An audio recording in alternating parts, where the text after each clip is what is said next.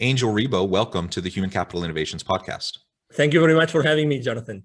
Yeah, it's a pleasure. I'm excited to have this conversation with you today, where we'll be exploring common leadership mistakes, the blind spots that corporate leaders and CEOs often have, and how they can pivot in times of crisis.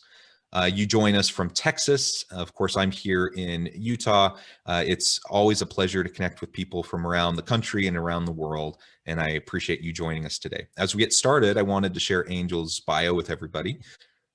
Angel Ribo, known as the CEO Confidant, is an influencer, LinkedIn strategist, international TV host, public speaker, CEO consultant, board member, and philanthropist. In the last 21 years, Angel has helped more than 1,500 CEOs in 33 different countries to accelerate the growth of their businesses. He was born in Barcelona, and he has lived in 8 countries and speaks 5 languages. Established entrepreneurs and corporate CEOs hire Angel to bridge the gap globally for expansion and exposure to grow their businesses.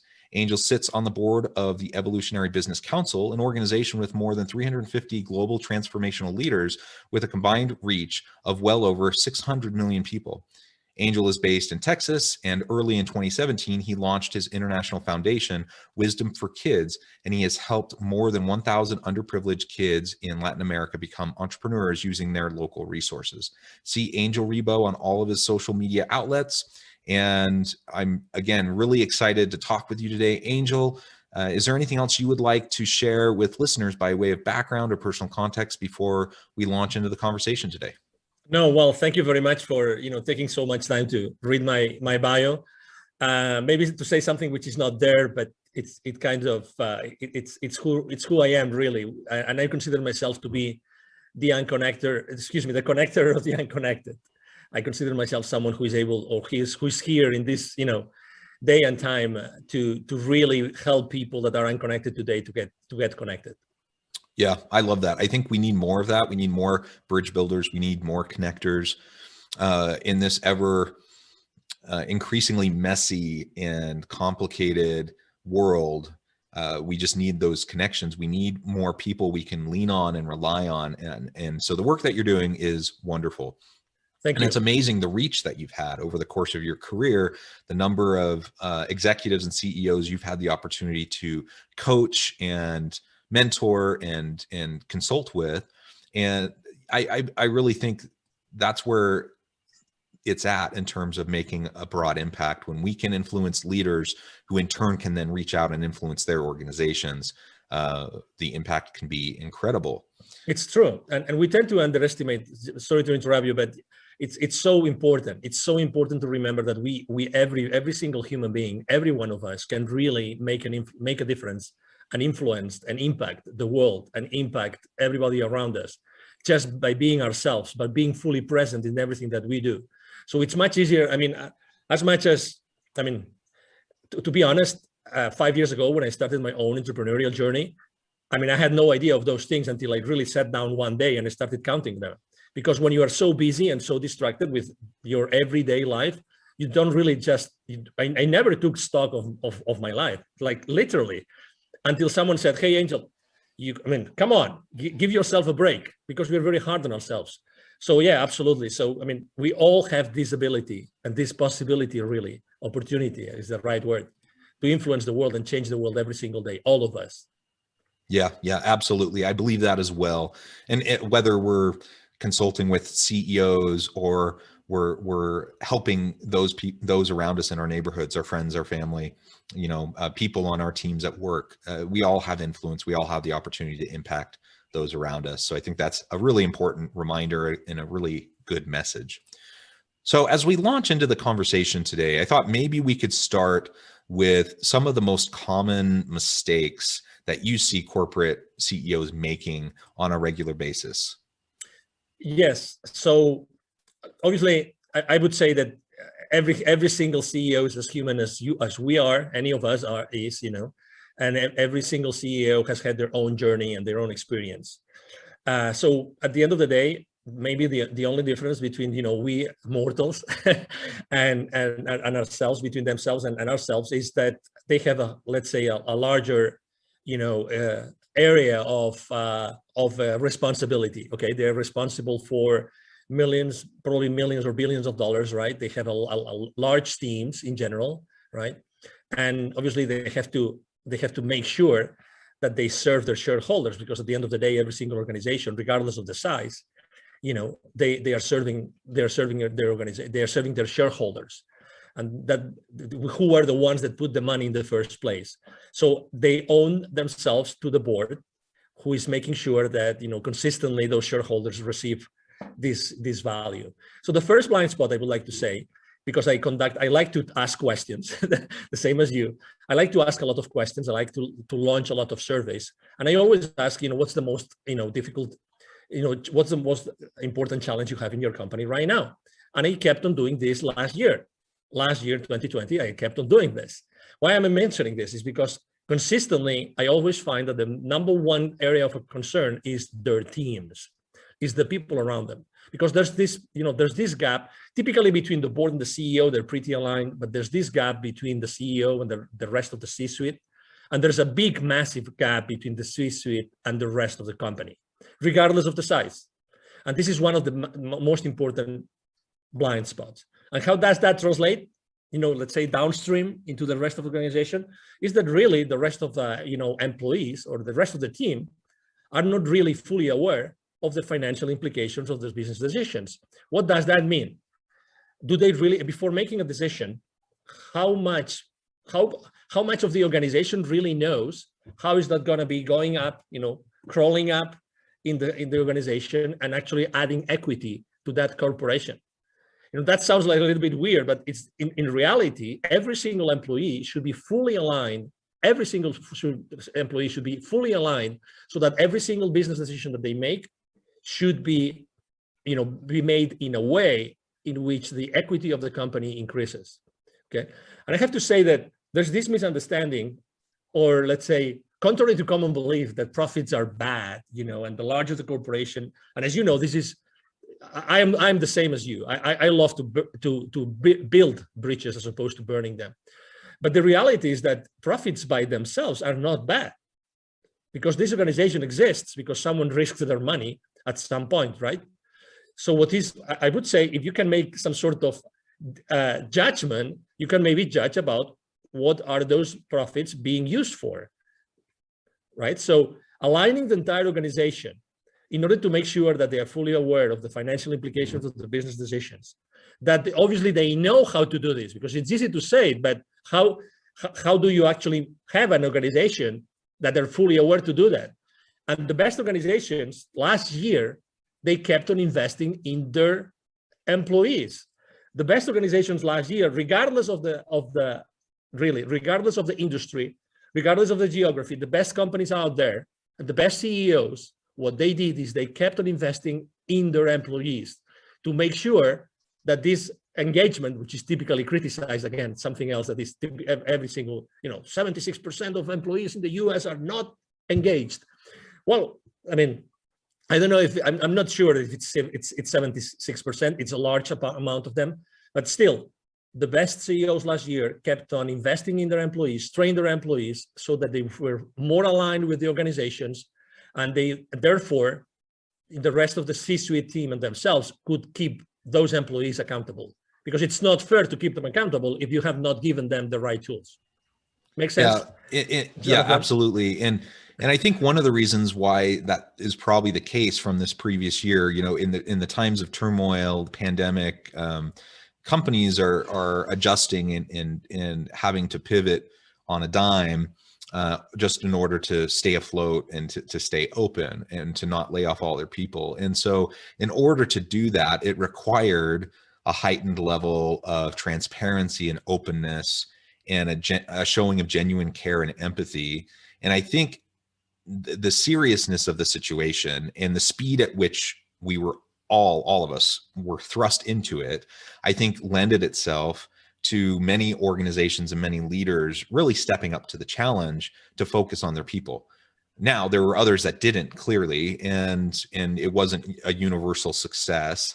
But that's what I've been hearing as I've been talking to people over this past year as well. And that's good to hear. The question then becomes, in my mind, because I believe what you're saying, and I agree with it. I think it's important to be able to communicate the reasons behind the decisions. We have to communicate the why. The question is, why so often does that not occur?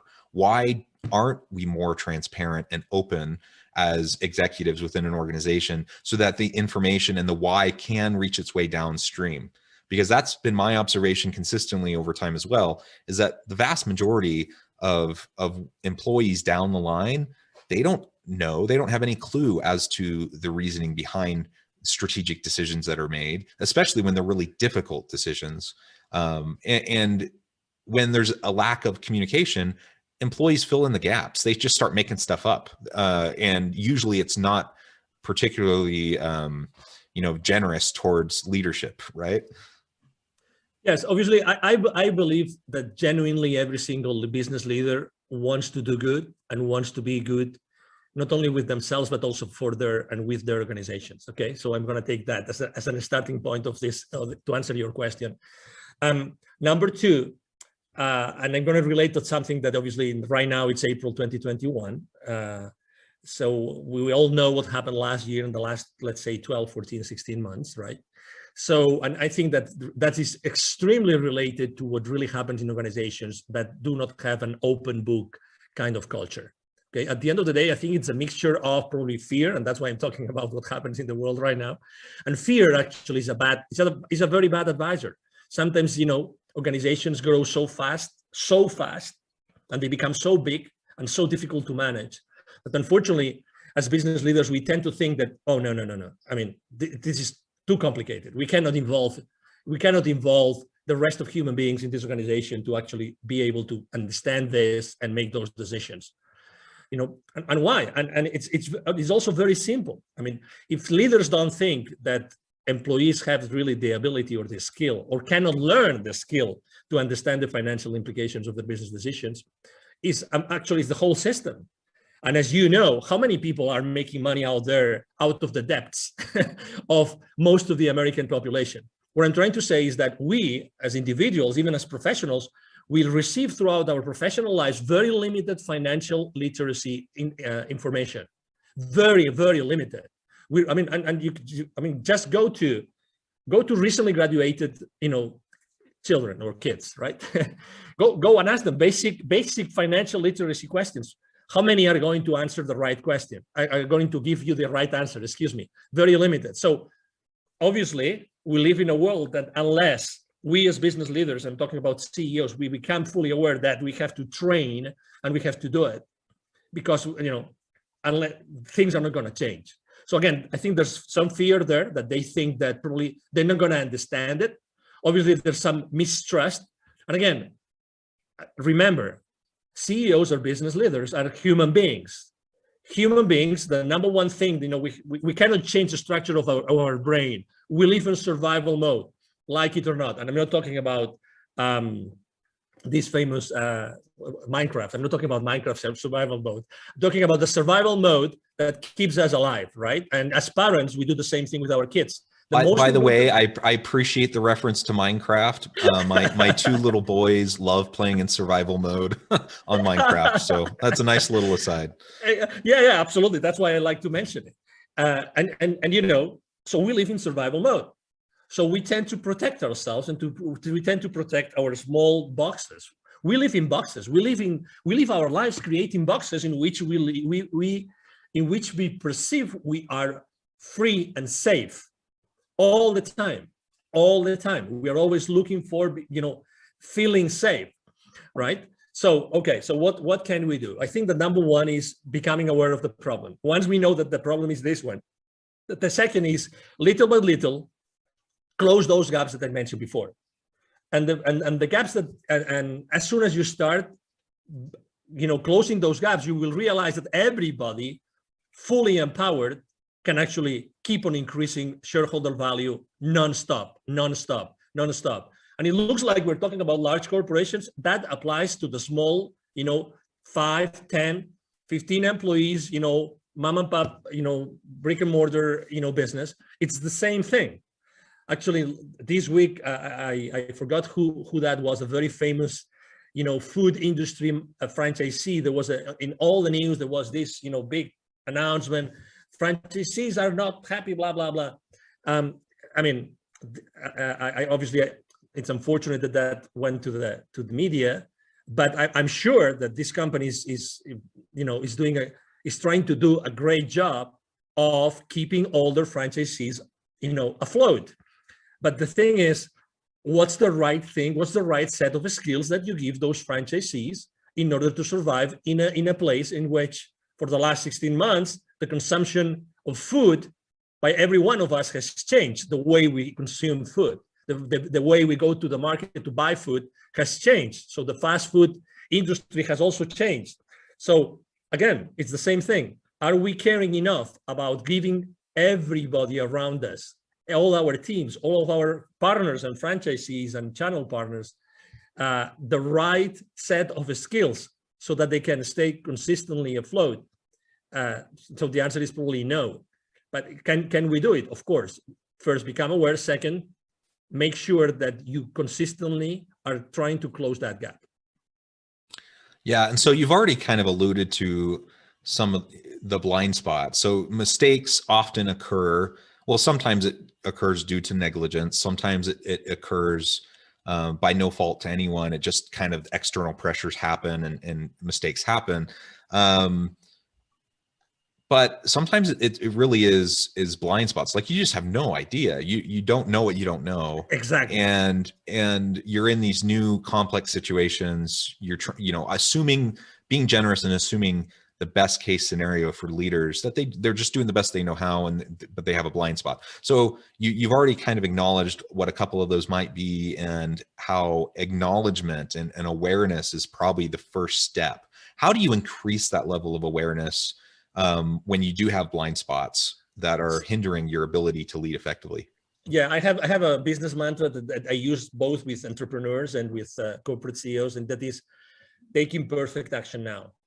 I like, take imperfect action now. Okay. So again, since day one, the first time we hit a kindergarten place, it's perfection, right? I mean, everything, we have to learn everything, and everything has to be perfect, has to look perfect, right? I mean, you name it, right? So in reality, perfection is one of the most important deterrents of anything that we do. So I think that the first thing that we have to do is, as business leaders, become aware that we have to start exploring many other possibilities. I would say that the larger the organization, the more complex they become. I like to use simplicity. One of the main reasons why this is happening, all the blind spots we have been talking about, is because there's a lack of clarity. With a lot of many different issues and so many moving parts to achieve certain goals that the board is telling you to do or to achieve, you lack clarity. So there's so many routes, there's so many things to do. And then with lack of clarity comes complexity along with it, like all come together. That's why I like to talk about in terms of simplicity. Take very simple ideas, use something called the deprivation test, which is try to stop doing all those things. What would happen in my company if I stopped doing A, B, C, D, and E? And analyze every single thing, literally. Start analyzing the top, let's say, I don't know, the top 10, 20, 30 different processes that are in place in any given organization. What if I eliminated that whole entire process? What would happen? That whole entire process. You would have so many surprises, Jonathan.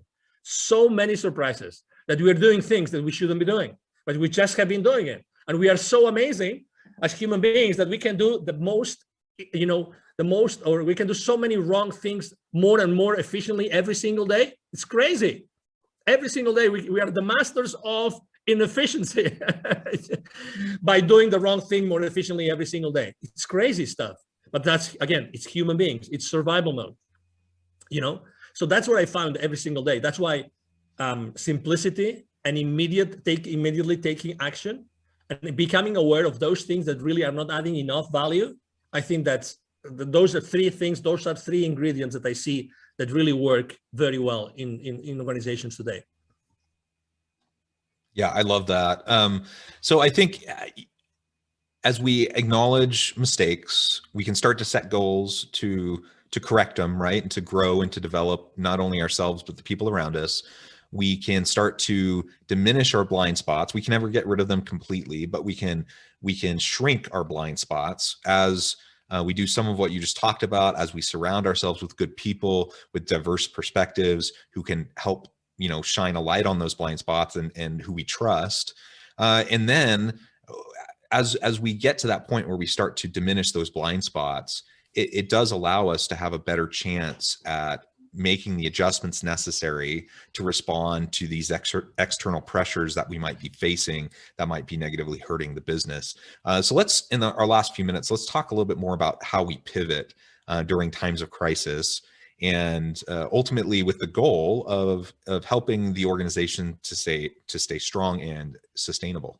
Yeah, I will start like from small, and then I will grow to large organizations. Typically, I think that every single entrepreneur out there had to adapt to what happened in the last, again, 14, 16 months, right?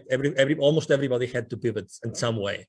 And the way we did it is, I always talk about 4 different things when someone wants or needs to pivot. Number 1 is, what are you really enthusiastic about? What's your passion? That's number 1. Number 2, it's what you are an expert on. What your organization or what yourself, you are really good in doing, and everybody out there acknowledges that you're really good in doing that.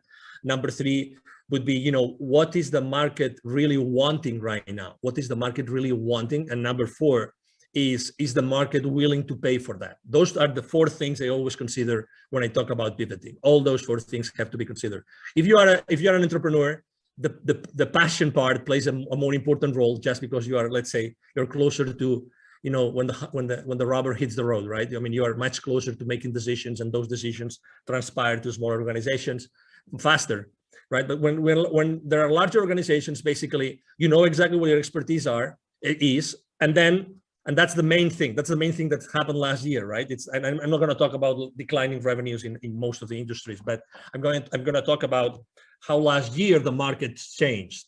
The markets changed. So what do the markets needed last year, and what do the markets wanted last year?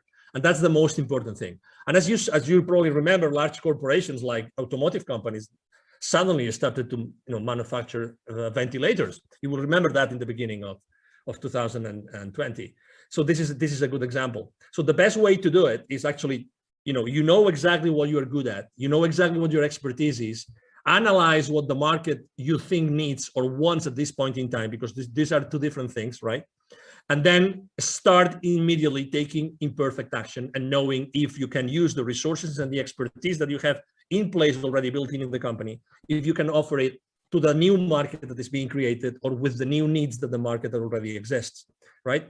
Obviously, that means business development last year changed a lot. You reached out to your clients and said, hey, how can I serve you better? I remember I myself was working for a large corporation 2008, 2009, and actually was one of the most successful years for me ever in the part of the business that I was dealing with in that particular company. You know why? Because we fully engaged like never before our client base. That's what we did. We reached out to them and we said, hey, we know you're suffering. How can we help? What's the number, and what's the best thing we could do for you today, knowing that it's going to be hard for everybody? What can we do right now? And I remember all my distribution channels working heavily day and night, just providing this additional need that our clients needed at that point in time. Again, it's giving the value that the market needs, doing the best that you can do, and the thing that you're an expert on. Yeah. Those are great questions to be asking as we think about how to pivot and the strategy around that, and focusing on your channels, focusing on your customers, focusing on the value you bring to the market is always important. The other thing that you've said multiple times today that I think is really worth spotlighting is this idea that we need to move forward. We need to take a step into the darkness. We need to act, even if it's not perfect. And, taking a shotgun approach, before planning is not what we're talking about. But you plan, you're thoughtful, you're careful, and you act. And as long as you have built-in mechanisms to iterate, so you can learn, you have feedback loops and you can learn as you go, then the action becomes an opportunity for learning. And even if things don't work, you've learned, you refine, you iterate, now you keep acting, and you can build the plane while you're flying it, so to speak. And I think that's a really important reminder and a good lesson for people, especially those who might have perfectionistic tendencies. Angel, it has been a real pleasure talking with you today. I really appreciate your insights. The time has flown by. Before we close, I did want to give you a chance to share with listeners how they can get connected with you, find out more about your business, and then give us the final word on the topic for today. Thank you. Well, thank you very much. I mean, we are right now. It's it's April 2021, as I said before. The first thing I would like to say is obviously the easiest way to connect with me, as you will see if you go online. I'm on all the social media outlets. I am actually publishing content every single day, and I keep on building those bridges that have been burned for the last month, because I think that that's something that we all have to do. The easiest way to reach out to me, I'm going to give my direct email address, which is Angel, ANGEL, @angelribo.com. Ribo is my last name, and it's spelled like R-I-B as in boy, O, Angel @angelribo.com. And the last thing I would like to say is, even if sometimes it looks like we are stuck, it looks like we cannot move forward, it doesn't matter if you are, if you're a large corporation or if you are a small entrepreneur. What I would like to tell you is that, every single day we have the opportunity to discover how infinitely powerful we are, all of us. And there's really out there, there's gonna be always customers that only us we can serve with ourselves and with our organizations. Only us we can do, or we can serve with our products and with our services. So just go out there, take imperfect action, receive that market feedback, and keep on course correcting whenever necessary. And obviously, thank you very much, Jonathan, for having me here today. And thank you to the audience that has been watching or listening to us. Wonderful. Thank you, Angel. It has been a real pleasure. I encourage listeners to reach out, get connected, find out more about what he can do for you. And as always, I hope we can all stay healthy and safe, that you can find meaning and purpose at work each and every day. And I hope you all have a great week.